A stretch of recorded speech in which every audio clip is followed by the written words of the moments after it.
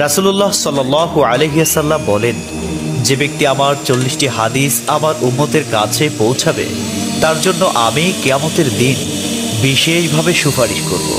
সুবহানাল্লাহ।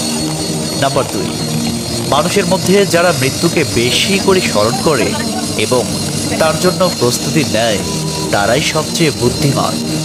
নাম্বার 3, প্রত্যেক জিনিসের জাকাত আছে, আর দেহের জাকাত হচ্ছে রোজা।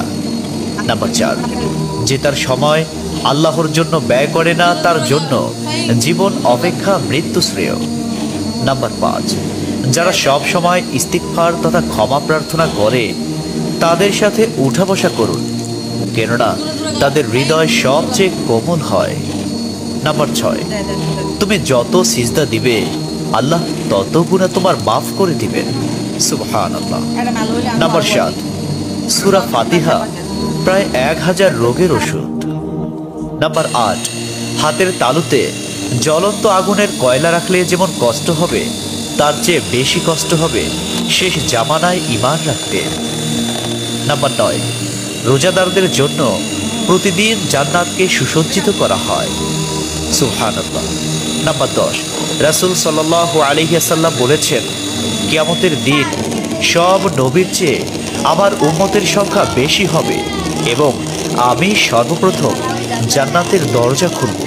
সহিহ মুসলিম, হাদিস নম্বর 196। 11, যে ব্যক্তি রোজা রাখা অবস্থায় মারা যাবে আল্লাহ তাকে কিয়ামত পর্যন্ত সকল রোজার সওয়াব দান করবেন। সুবহানাল্লাহ। নাম্বার 12, যে ব্যক্তি ফজরের নামাজ আদায় করল সে আল্লাহর হিফাজতে চলে গেল। নাম্বার 13, রাসূলুল্লাহ সাল্লাল্লাহু আলাইহি ওয়াসাল্লাম বলেছেন, রোজা ও কোরআন কিয়ামতের দিন মানুষের জন্য সুপারিশ করবে। মুসনাদে আহমদ, হাদিস নম্বর 6626। 14, নবীজি বলেছেন, রোজাদারদের জন্য সবচেয়ে বড় খুশির সংবাদ হলো হাসরের মাঠে আল্লাহ সবার আগে রোজাদারদের সাথে সাক্ষাৎ করবেন। সুবহানাল্লাহি ওয়া বিহামদিহি। 15, যখন রমজান আসে তখন জান্নাতের দরজাসমূহ খুলে দেওয়া হয়। 16, রাসূলুল্লাহ সাল্লাল্লাহু আলাইহি ওয়াসাল্লাম বলেন, যখন কোনো বান্দা আল্লাহর দিকে দুটি হাত উঠায় তখন তিনি তা ব্যর্থ বা শূন্যভাবে ফিরিয়ে দেন না। তিরমিজি, হাদিস নম্বর 502। 17, হযরত মুহাম্মদ সাল্লাল্লাহু আলাইহি ওয়াসাল্লাম বলেছেন, একটি খেজুরের অর্ধেক হলেও দান করে জাহান্নামের শাস্তি হতে নিজেকে হেফাজত করো। সহিহ বুখারী, হাদিস নম্বর 6023।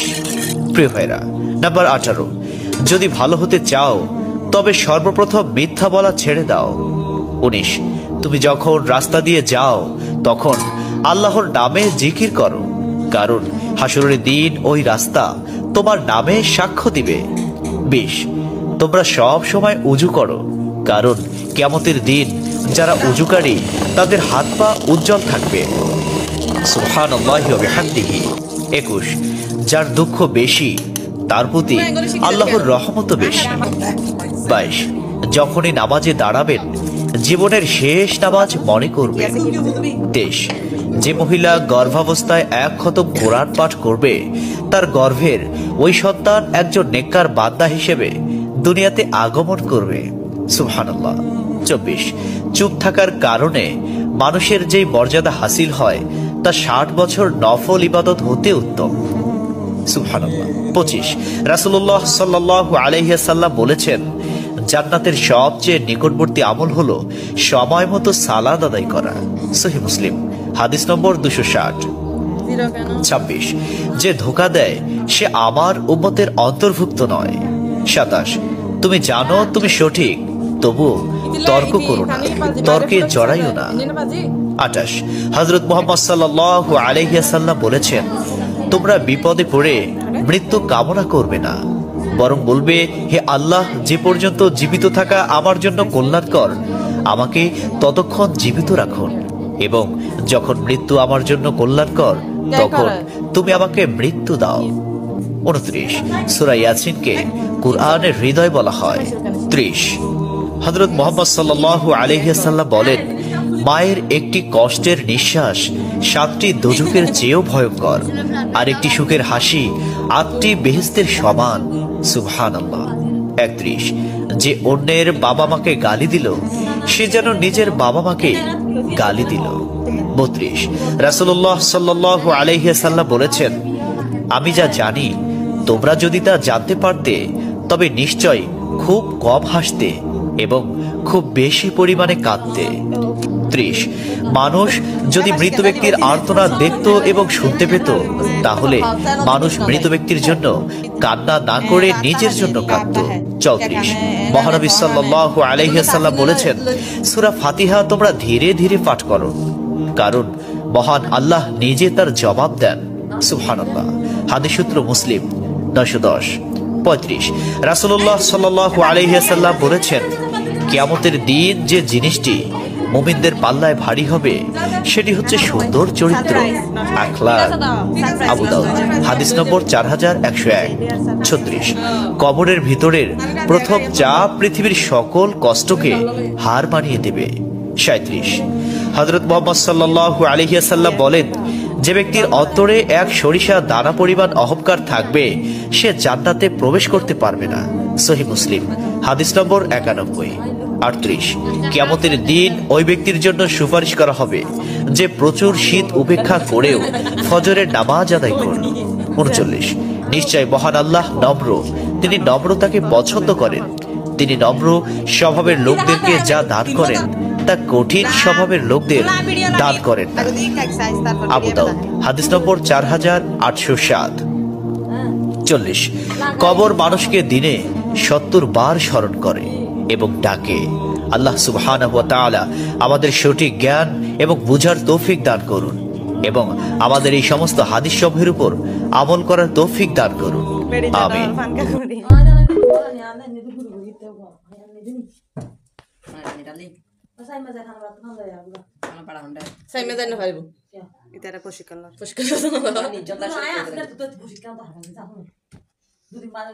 তুই আস্তে আস্তে কে কই যাবো কই চাই না পারিবি না যাইস তোমার গাল একটু স্থির রাখো, 2 মিনিটের ভিতরে হয়ে যাচ্ছে। আচ্ছা আরো 10 মিনিটও হবে না এটা বুঝছো।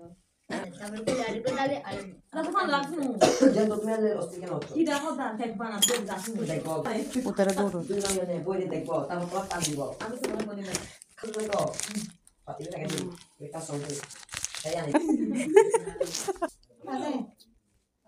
বক বেলে দেখ মাথা গরম মাতে আর গরম হয়ে দেয় না ইতি গই কিতে সিনচেট আতা গে তিলা আতে ইতি আর টাচ করে সোন মারি দি দেয় হদা হদ দেই তো কি খো হ্যাঁ তাহলে তো বুঝতা দি মাথা দিয়ে রোজ শুরু করে ব্যাটারি লো আগে না না তো থেকে বাড়ি হয়ে গেছে এটা কম বুঝতেই হচ্ছে একদম বেশ বুঝকাই দেব তোরা তো মায়া দেখাই কি করব সাত জুস 2017 দরজা বন্ধ কর না বলা দুনো না নলাই ফান দিতে হই এ আরহাম এটা কর তো ফোনটা রাখলে লাগবে না ওয়াসা লাগবে না। তুই ইবে দিয়ে এটা কুকিজ ইয়া বানাইতে পারবি গিয়া পা কেন দমলা হন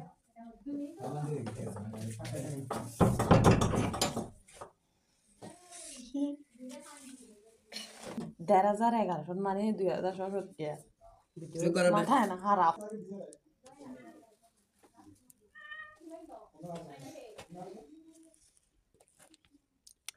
আচ্ছা তো মুখলা নাই কালা তুই যাবে তখন কালা লাল না হোটা খাদের মুখলা নাই মেগিন আছে তুমি থেকে খুলে যাচ্ছে কোন না তুমি কতলা লাগবে না ইবে লাল ইয়া রেড ভেলভেট কে লাগে বাইবেট কালা চিংকি পিঙ্কি পঙ্কির কালার বামে তো ফেভারিট কালার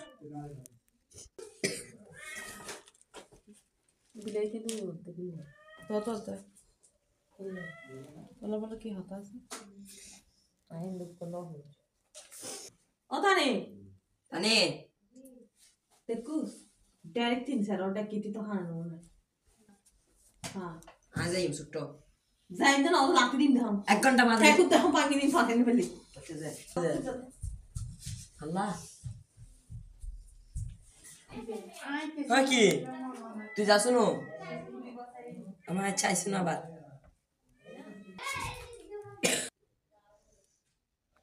এই কারণ খালি আছে দিতে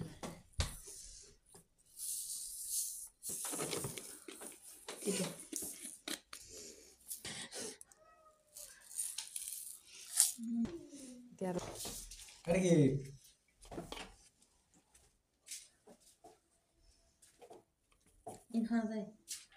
ব্যাগ খাওয়া যাব ইতিরে সারা বেগিন হাই ফেলেবে আর নয় ইতিরে হাই ইন লাই দিও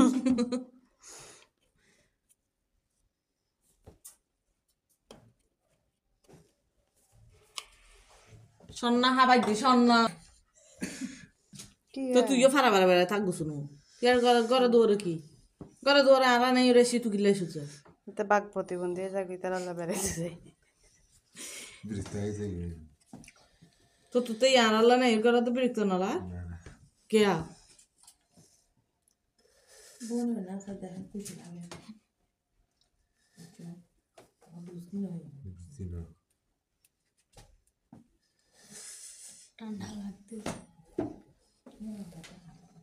বেতানে Öyle sas dinlerdi tarafta zaten.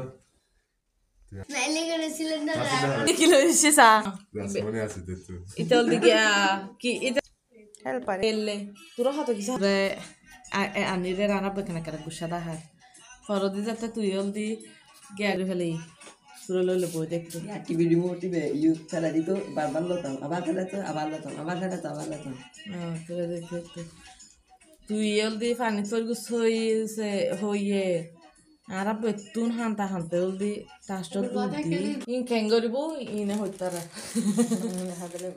নাচতে করে দিব তাহলে বাসন টাসন দিয়ে গেই মা হ্যাঁ হ্যাঁ রে বড় কাস্টমার নামাতিস নামাতে মহাদে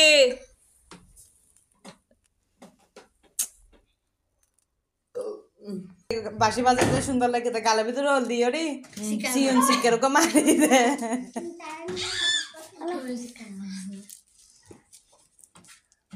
আমি কথা কোম্পানি দিতে গিয়ে দে আবে এটা কাজ জন্য নিয়ে যাবে এটা কাজ জন্য নিয়ে যাবে না আজকে তো এবার বার্থডে তো ফ্রেন্ড ট্রিট দিবে কোন এটা আমার মনে তো এবার জন্য গিফট নিয়ে যাবে যে তো আরে কিনলাম